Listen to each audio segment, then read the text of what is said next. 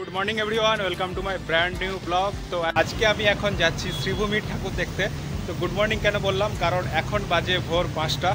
তো এখন আমি বেরিয়ে পড়েছি শ্রীভূমির ঠাকুর দেখতে। তো দেখতেই পাচ্ছেন এই রাস্তাটা এখন পুরোপুরি ফাঁকা রয়েছে, যেটা কিন্তু প্রচুর ভিড় থাকে। মানে আমি ভিআইপি লাইনের মতো কিন্তু এই প্যান্ডেলের দিকে যাচ্ছি, পুরোপুরি ফাঁকা, দেখতেই পাচ্ছেন কেউ নেই। তো চলুন আপনাদেরকে পুজো প্যান্ডেলটা ঘুরিয়ে দেখাই, আর টোটাল প্যান্ডেলটা কেমন হয়েছে সেটাও আপনাদেরকে দেখাবো, আর ঠাকুরটাও দেখাবো। তো চলুন ভিডিওটা শুরু করা যাক। তো এই লাইনগুলো দেখতে পাচ্ছেন এখন কিন্তু ফাঁকা রয়েছে, মানে যেমনটা ভিআইপি লাইন থাকে, ভিআইপি লাইনের থেকেও ফাঁকা রয়েছে। দেখতেই পাচ্ছেন কত সুন্দর লাইটিং হয়েছে রাস্তাটায়। তো লেক টাউন যে ক্লক টাওয়ার রয়েছে, সেই ক্লক টাওয়ার থেকে মাত্র 2 থেকে 3 মিনিট হাঁটার পরেই এরকম একটা গেট দেখতে পাবেন। আর এই গেটটা যে জায়গায় রয়েছে সেটা হলো শ্রীভূমি বাস স্ট্যান্ড। তো আপনারা প্রত্যেকেই জানেন এই জায়গাটায় ঠিক কিন্তু এই রকম একটা গেট বানানো হয়েছে। আর এখানে প্রত্যেক বছরই প্যান্ডেলের আদলে একটা আলাদা আলাদা গেট বানানো হয়। তো এবছরও তার ব্যতিক্রম নয়, এবছরও কিন্তু খুব সুন্দর একটা গেট বানানো হয়েছে, দেখতেই পাচ্ছেন, যেটা খুবই সুন্দর লাগছে। আর উপরের দিকে লেখা রয়েছে শ্রীভূমি স্পোর্টিং ক্লাব। আর এই দেখতে পাচ্ছেন বিবেক রথ। তো এই জায়গাটাও কিন্তু খুব সুন্দরভাবে সাজানো হয়েছে কাশফুল দিয়ে। আর টোটাল এই এরিয়াটা যতগুলো বিল্ডিং রয়েছে, প্রত্যেকটা বিল্ডিংয়ে কিন্তু এরকম লাইটিং করা রয়েছে, মানে পুরো চারিদিকে কিন্তু আলোয় আলোকিত হয়ে গেছে। তো এই হচ্ছে শ্রীভূমি স্পোর্টিং ক্লাব।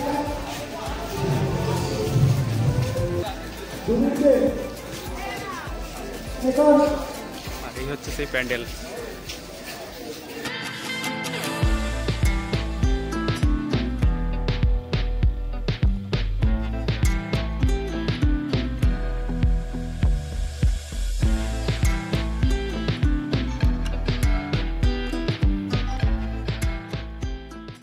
তো এখানে প্যান্ডেলের সাইডের দিকে এরকম অনেকগুলো মূর্তি রাখা রয়েছে। আর প্যান্ডেলের ঠিক সামনের দিকে একটা মাঝখানে তিলক রয়েছে, আর দুপাশে দুটো বালাজির মূর্তি রয়েছে। আর এরকম প্যান্ডেলের ওপরের দিকেও কিন্তু অনেক ছোট ছোট ছোট ছোট কিন্তু মূর্তি রয়েছে, যেটা দেখতে কিন্তু খুবই সুন্দর লাগছে। যেটা ফোনের ক্যামেরায় কতটা ভালো লাগছে জানি না, তবে সামনে থেকে কিন্তু দারুণ লাগছে। যেমন প্যান্ডেলের বাইরের কাজ রয়েছে, তেমন কিন্তু ভেতরেও খুবই সুন্দর রয়েছে, যেন মনে হচ্ছে কোনো একটা সোনার প্যান্ডেলের ভেতরে ঢুকেছি। আর চারিদিকটা একদম গোল্ডেন কালার। আর ওপরের যে ঝাড়বাতিটা রয়েছে, সেই ঝাড়বাতিটাও কিন্তু খুবই সুন্দর লাগছে দেখতে, যেমনটা প্রতি বছরই লাগে। আর এছাড়াও মায়ের যে মূর্তি রয়েছে, এখানে কিন্তু মায়ের মূর্তিটা প্রতি বছরই সাবেকিয়ানার মধ্যে রাখা হয়।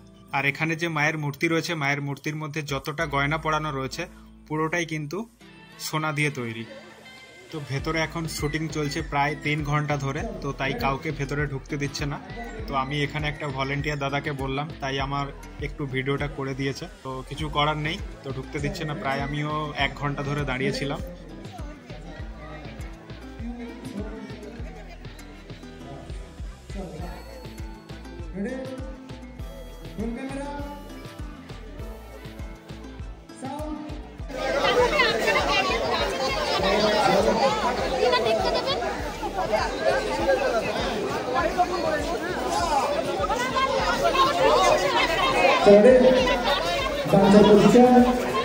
বাইরে বেরিয়ে আসার পর কিন্তু এরকম লাইটিং রয়েছে।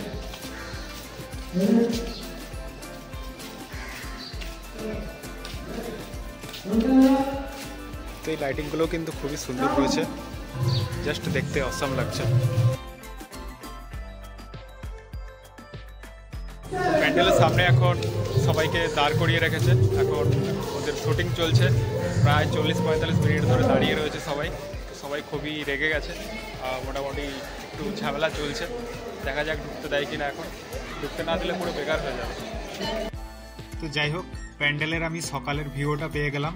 তো এখন সবে মাত্র সকাল হচ্ছে, মানে একদম ভোরের যে আলোটা ফুটেছে, তো সেই ভোরের আলোতে কেমন লাগে একবার প্যান্ডেলটাকে দেখে নিন।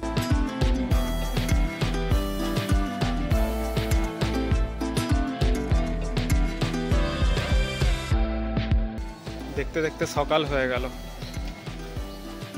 তো আজকের মতো ভিডিওটা এখানেই শেষ করছি, দেখা হবে নেক্সট কোনো ভিডিওতে। ততক্ষণের জন্য সবাই ভালো থাকবেন, সুস্থ থাকবেন, টাটা, বাই বাই।